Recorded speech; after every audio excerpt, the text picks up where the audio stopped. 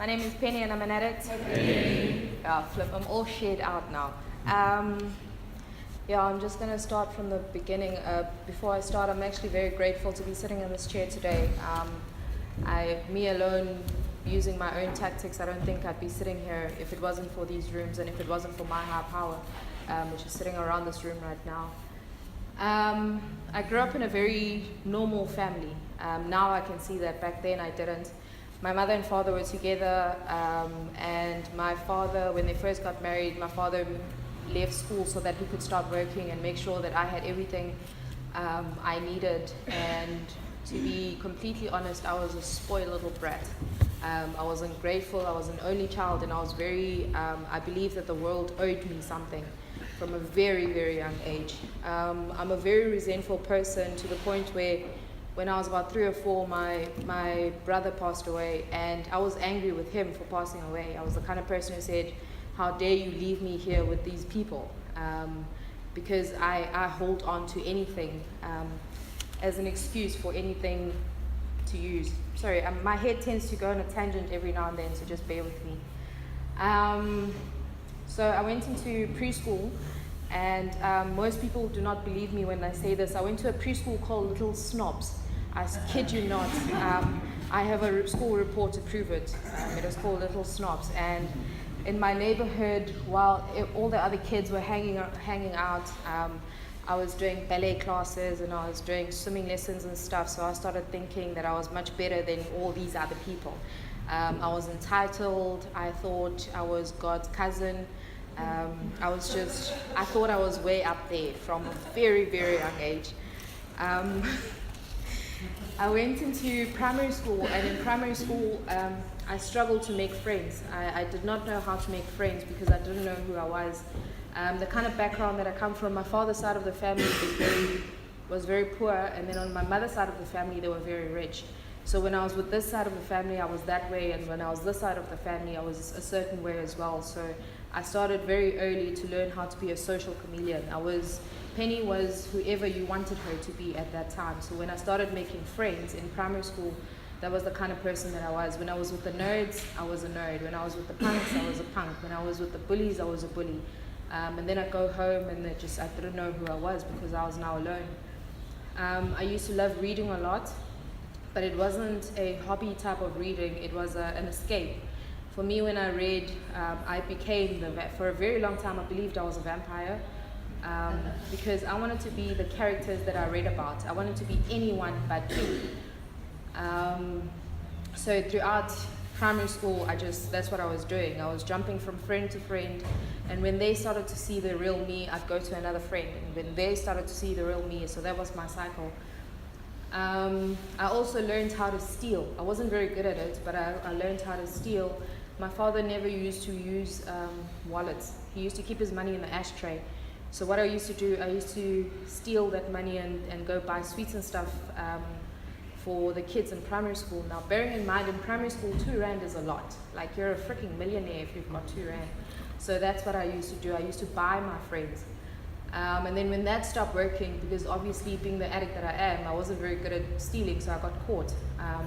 And then I had to start making other ways, finding other ways to make friends. And I started becoming a bully. I was very fortunate to be born staunch. So when I walked in and these little scrawny kids would start, they wouldn't give me what I wanted. So I'll beat you up, like I will stomp on you kind of card. And then people started to fear me in primary school. And then also I learned that I was a very big attention seeker. I learned that if I got good grades at school, if I got straight A's, then I got all the attention of the family. I was the good girl. So I was living a very split personality, where at school I was a bully, and then at home I was this goody two-shoes kind of person. Then I went into high school, and in high school I became a very small tadpole in a very big pond. And at that time, I was no longer the smartest. I was no longer the biggest. There were kids bigger than me. There were kids smarter than me. There were kids richer than me. I didn't know how to handle all of that. So basically what I did is I tried to make the right friends. So I was manipulative. I did everything I could to get people to like me. Towards the end of high school, that's when everything about Penny, which led me to where I'm sitting here right now, really started to come out, because I remember distinctly I had a friend and this friend of mine, she had an argument with one of her boyfriends, and she asked me to go with her to see him, which was a bad idea, because when I got there I was like, he's actually kind of cute, I want him, kind of person. And not really thinking about whether she's in that relationship or whatnot. So I did things that broke up their relationship so I could be in a relationship with him for one night literally, and then afterwards I was over it. For me, it wasn't I wanted to be in a relationship with this person. It was just, you have him, I want him, so I'm going to get it. That's the kind of person that I am. If you have something, or if you're standing in the way of me getting something, I will make sure I do everything in my power to remove that one obstacle, whether it's a person, a relationship, a friendship, whatever it is, so that I get what I want, because I'm very selfish. My default setting is I'm very selfish. Also in high school, that's when I started to drink. I don't really remember the actual drink or the actual night, but I remember that when I started to drink, I stopped being fearful, because all my life I had been fearful of being found out that I was a fraud. I was fearful of being found out that everything about me was a mask, everything about me wasn't real, and I was fearful of being found out, and that kept me in a prison, because with one lie to hide something, I had to make another one and another one and another one, and eventually I really did not know who I was, or who I am. But when I started drinking, everything went away. That was my solution. It was heaven for me, because when I was drinking, I was loud, I was obnoxious, I was smarter, also I thought. I was outgoing, I could speak to anyone. I was this outgoing person when I was drinking. And I did that for a very long time while I was still in high school. Towards the end of high school, it was just chaos. I was drinking a lot, I was very promiscuous, I was sleeping around, my behavior was shocking, my grades were starting to slack a bit. It was chaos. What had also happened while I was in high school was that my parents got divorced, which was perfect for me, because now I really have a card to play. I drink because you got divorced. I sleep around because you got divorced. I do this and that. I lie, I steal because you got divorced. And also in high school, I couldn't handle feelings or emotions. I didn't understand them. I didn't know what to call them. I didn't like them. So that's when I also started to cut myself. And my mother eventually found out, because like in Durban summer, it kind of looks weird when you see someone wearing a jersey. It doesn't add up. And my mother found out, and she started taking me to psychologists. And I loved my psychologist, because when we got there, she was like, okay, so tell me about your childhood. And I said, my parents got divorced. And she called them very nicely in and said, well, this child is a lunatic because you got divorced. And I was like, yes, finally. It's because you got divorced. And 10 years later, I was still saying the same thing. I was still doing the same things because my parents got divorced. After 10 years, that card starts to kind of lose its power, so I had to find new cards. And that was when I went into university. When I got to university, I thought, this is it. I'm going to be the ish, and everything is just going to be perfect. And I get there, and these kids that were better than me, smarter than me, richer than me, and I just felt like I was nothing. And I couldn't understand it. Like, you're 16 years old. Why are you driving a Range Rover? That doesn't make sense. Like, I couldn't make friends. I couldn't do anything with anyone. Everyone intimidated me. My fear was large. The person that I was in high school, acting like this arrogant person, I couldn't be that person anymore, because the truth was I was scared. I was scared to speak to people. I was fearful of being found out. I was just fearful. I was scared, and I couldn't do anything. So for that 4 years, I used to just go to school, go to class, go home, go to school, go to class, go home. And at that time, I was reading a lot. And even now, now that's how I know that's how I can see when my head is not okay, because I read a lot. And for me, reading is an escape. So when I start to read a lot, that means I'm trying my very best not to be Penny. I'm trying my very best to be the character that I'm reading about. And that's when that's a red flag for me, when I start to do stuff like that. So anyway, I was living with my mom at this time, and then I started working. When I started working, the mathematics of it, I've always sort of been good at maths, so I thought this made sense to me. I was earning $3,000 a month, and I moved into a flat that cost $3,500. I bought a car that cost $3,500. I had to pay insurance. I had to feed myself. I had to put petrol in this car, but somehow all the maths made sense. I could do this on $3,000 a month, and I was the kind of drunk when we went out on weekends. Drinks were on me because I needed people to like me. So when we'd go out on weekends, I'd pull out a credit card and drinks were on me, and I'd make loans. Then I had to make a loan to cover that weekend, and I had to make a loan to cover the credit card to cover the weekend, and then I had to make a loan to cover the loan to cover the loan to cover. So suffice it to say, by the end of that first year when I was living on my own, I was broke. Not only was I broke, but I was in huge financial debt. I could no longer afford to live on my own, so I started bouncing around from living with my mom to living with my dad to living with my mom to living with my dad. So I never took responsibility for myself. I could never afford to look after myself. I couldn't be an adult. I couldn't afford to be an adult.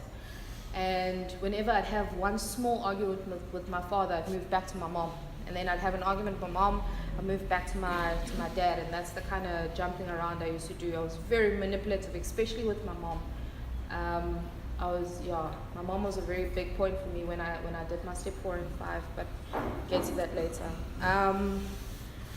And it escalated. So when I was working, I thought, okay, I'm the ish now. I don't really need anyone. Meanwhile, I'm living with other people who are supporting me.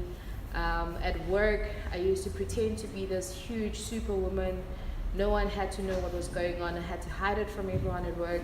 Meanwhile, I was never at work on a Monday. I was never at work on a Friday. Even on the Tuesday to the Thursday, I was hardly at work, because by the time I left, I was trying to figure out, okay, so where am I going to drink this weekend? How am I going to drink? Where am I going to get the money to do this? And all of those things that people say, I'd never do that to get money to drink or to use. That's exactly what I did. That's exactly what I was doing from that Tuesday to Thursday. And I've ticked all of them. I ticked every single one of them. Finally, there was, what finally got me into recovery, there was a situation where we had a year-end function at work, and I went there, and there was bosses upon bosses upon bosses, and apparently I was drinking hard, and I was doing all sorts of nonsense, and I was on doing stuff on tables that normal people should not be doing. But the thing that scared me about this time was that we left that venue at 6, and I only woke up in my mother's driveway in my car, passed out at 10:30. So from 6 to 10:30, I have no idea what happened. I drove home on the freeway. I could have knocked a child over. I could have done something to someone. I could have killed myself. And that was the one time that really, really scared me. That realization had really scared me. And I remembered a conversation I had had with someone here in the rooms 2 years prior to me coming into the rooms. I sat down with him, and for some reason, he works day shift, but for some reason he was there at midnight when I was knocking off work. And that's, now that I think about it, that's where I first started to see God. The coincidence of that conversation, because he'd just come out of treatment up on the house on the hill, and he was telling me about this wonderful program called NA and this rehab center and all of that stuff. And I was like, yeah, well, that's good for you. You had a drinking problem. There's nothing wrong with me. I'm glad you got some help. You needed the help.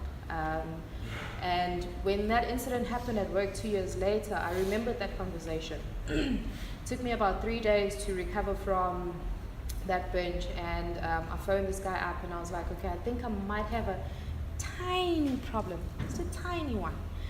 And he said, okay, there's a meeting tonight, and that was on the Wednesday.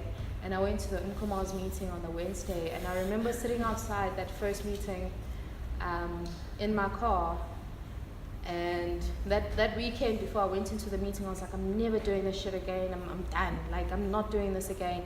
But I was sitting in that car in front of that meeting venue with a six-pack sitting right next to me.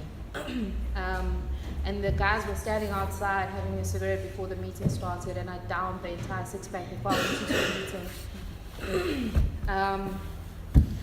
I have no idea what happened in that first meeting. I have no idea what was said. I have no idea who was there. I cannot remember a single thing from that first meeting, but I remember the feeling of, just finally, finally I'm at home. And that was my first introduction to NA. And then the following day I stopped drinking. I was told, okay, get a sponsor. I got a sponsor. I was told go to meetings. I went to one meeting a month to get my chip. I only spoke to my sponsor, I think, once every 3 weeks just to make sure she knew that I was still alive. To the point where I actually know her number plates off by heart, because when I saw her car going this way, I went that way. I never spoke to her, never saw her, just tried my best to avoid her. So for 3 months, I wasn't changing anything. I was doing one meeting a month. My behavior was still the same. I was still angry and resentful. I was still getting into fights. I was still going to clubs and sitting there drinking a Coca-Cola thinking, I'll be fine. I just needed to stop drinking. I'm very grateful to God, because the God of my understanding, because I managed to make it through those first 3 months. I don't know how. And by the end of it, I was like, I'm going to drink again. It wasn't an emotional relapse. There wasn't any drama around it. I just wanted to drink again. That was it. I just wanted to use again. And the same person who had told me about NA told me that there's rehabs. Wanted to try going to a rehab, and I Googled it, and because of the location, the first rehab that hit on Google was the house up on the hill. And I was like, there's a rehab up there? Like, where do you keep a rehab in the middle of a fucking sugarcane farm? And I sent them a message, and I said, okay, so how much is it? And they said, it's this much money for a month. And I'm like, I can't even afford toiletries. How do you think I'm going to afford to stay in a rehab for a month for that amount of money? And on the Monday, my medical aid sent me an email saying that they changed the benefits and they just included rehab. And that was like, I get goosebumps when I think about that. So I went back to my manager and I said, okay, I need to go for 3 weeks. I'll just be there for 21 days. I'll go and I'll get myself right and I'll come back. And I left. I drove myself up to the house on the hill. And driving up there, no one knew where I was, because no one could know what was going on. I didn't tell my mother, I didn't tell my father. No one knew where I was. And at work, I just literally disappeared. And driving up to that house, I thought, okay, I'm just going to do some horse riding. I'm going to do some swimming lessons. They're going to fix me. They're going to give me some medication, and I'll be okay. Yeah, then it started. The first, I think, week or so I was there, I was doing the same things I was doing out here. I was kissing ass, I was making people coffee just so that they wouldn't concern me. I was trying my very best to lay low, under the radar. Let's just do this 3 weeks, they'll fix me and then I'll leave. And in the second week, they started seeing my nonsense, because when you're living in a house with so many addicts who are exactly like you, like, it's very hard to slip through the radar. And they started concerning me, and they started pointing out things that I might need to change. And that's when I realized I'll have to stay longer in treatment. I might have to stay the 3 months. Which meant I had to go back to work and finally tell them, I have a drinking problem. And I remember that drive up to work to ask for an extension on my leave.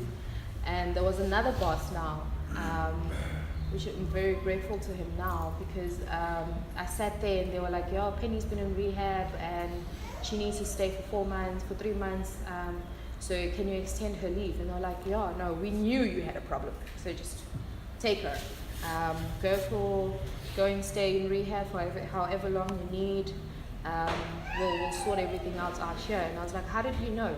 He said, well, duh, you're not at work on Monday, you're not at work on Friday, you barely make it through the breathalyzer test, like we knew.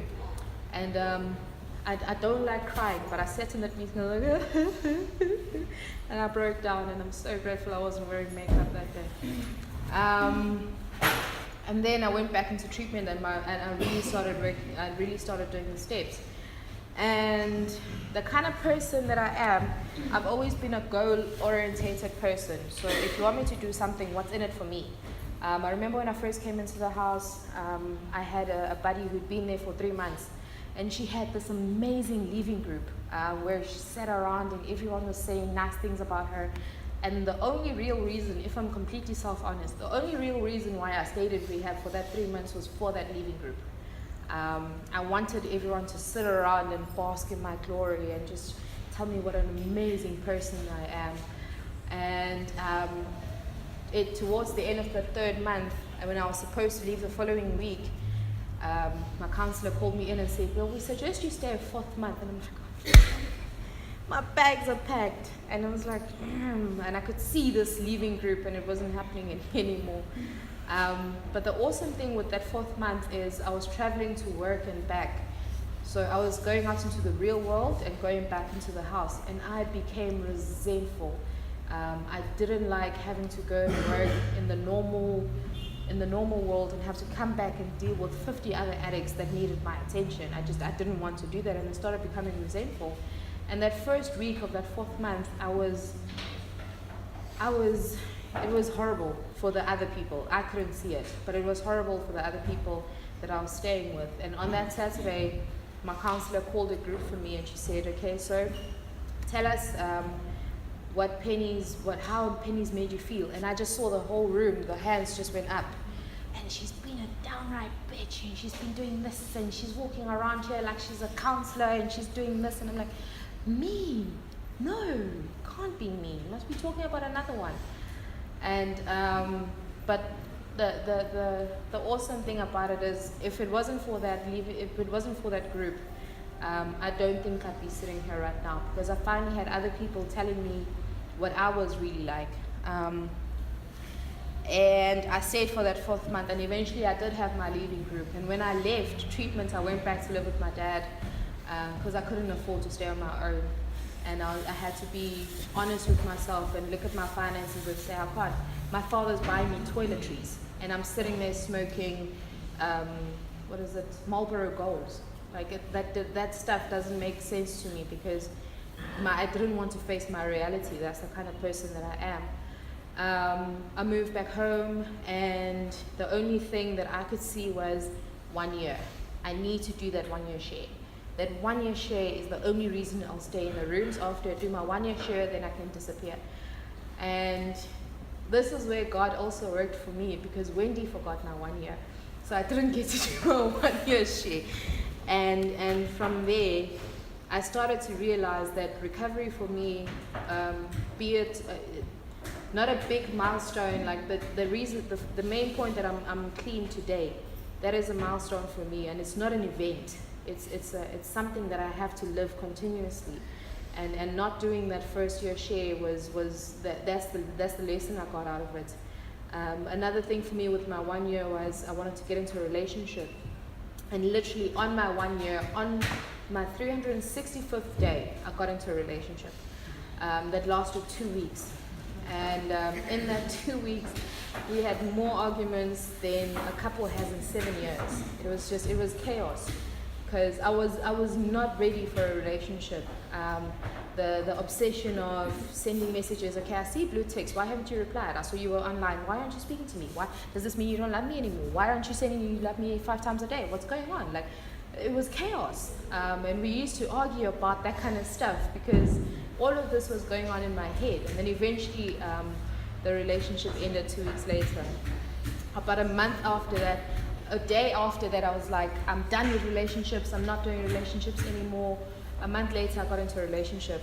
And I spoke to my sponsor first. I said, I'm going to do it. She said, don't do it. And I said, I'm going to do it. And she said, don't do it. And I did it. That one lasted 5 days. But in that 5 days again, I started to see the madness, and I managed to work it through with my sponsor because she was involved this time. And yeah, I mean, in recovery, what's happened for me is I've slowly found my understanding of God, because I was raised as a Jehovah's Witness, and when I left, I didn't quite connect with it because I did it for other people to see. I wasn't doing it for me. So when I left, I tried every single religion just to find God, and I couldn't find it in any of the other religions. And when I went into the house and they started talking about God, and I came to the meetings, and I was like, yeah, but I don't understand this God person. So how do you expect me to believe in him, her, it? And I was told that God had to be whatever I wanted to be, as long as I don't believe I am that God. And that's what slowly happened. I now believe, looking back at my life, there are so many times where I should have died, where I should have been arrested, where I should have killed other people, and there was something that stopped all of those things from happening. And that for me tells me that there is some kind of God out there. I don't know whether it's an it or a him or a she. I don't need to know what it is. I don't need to understand it. I just know that it's there. And that's been an amazing journey for me. Another thing that's happened is, when I went into treatment, one of my top 5 resentments was my father. I resented him for giving me everything I wanted. I resented him for being a good father. I resented him for just breathing. And now the kind of relationship my father and I have, we don't sing around a campfire and sing Kumbaya yet, but we send each other messages on WhatsApp, and I visit home every now and then. I was at home last night. I haven't been at home for I don't know how many months, but he invites me over every now and then. Just a couple of weeks ago, he phoned me. He was in Umkomaas and said, I see a couple of cops around. Are you involved anywhere? But like that's the small things that matter to me when it comes to my dad now. I had to go back to work, and people had asked me where I was, and it would have been so easy for me to say I was on holiday, or I was on maternity leave, or whatever, just come up with something. And I had to be honest with these people. Listen, I was gone because I was in rehab because I'm a drug addict. That was the simple truth. And once I started saying that enough, I started to believe it. And when I started to believe it, it became real for me, and it was easier to deal with, to the point where that was where I could actually start carrying a message as well. What else? Okay, relationships. When I reached my 18 months, my sponsor suggested it might be time to get into a relationship, and I looked at her and I was like, are you fucking mad? Do you know what I'm like in relationships? And I met someone, and I was doing all of this with my sponsor, and I went on that first date, and by the second date I was already planning my wedding, with what kind of friends we'd have, and it was chaos for that first month. And what happened in that first month is I decided, being the selfish person that I am, not taking anyone else's feelings into consideration, I decided I actually don't want to be in a relationship, and I ended the relationship with this person. And about a month after that, I sat down with this person again, and I said, now you tell me how I made you feel. And I'm very good at minimizing my part in everything that's happened. And for the first time, I heard it from another person, what I had done and how I'd made this other person feel. To cut that long story short, we eventually got back together, and it's been, for the first time, I'm in a healthy relationship. I don't know how I'm not even going to get into that one, because there's times when I'm an ass. I haven't changed that much. I still act like a jerk sometimes, but I'm very fortunate that I've got a sponsor who, when I speak to her about these things, she points those things out to me, and I'm very grateful that I've got a partner who also does the same thing. What's also happened in recovery is that I've now got friends, real friends, people I haven't manipulated them into liking me. Sometimes I sit and I wonder, why do you like me, kind of thing. And it's been amazing being part of this family, because I feel NA is more my family than anyone I share DNA with. And that's literally what I've done. I've tried my best to be plugged into NA. I'm involved in service. I do my step 11s every night, and all of the basics that I was taught in treatment, I've tried my best to stick to. 60% of the time, I do not listen to what my sponsor tells me, but then I've got the next day to make those things right. And because life for me is a journey, not a destination, I've got the next day to continually, if I work on this character defect, the next day another one comes out. And I get to work on that one, and the next day another one comes out. The only difference now is I don't feel overwhelmed, and I don't feel that fearful when I have to deal with those things anymore. So yeah, I'm going to leave it at that. I'm just very grateful to be sitting here today, so thanks for letting me share.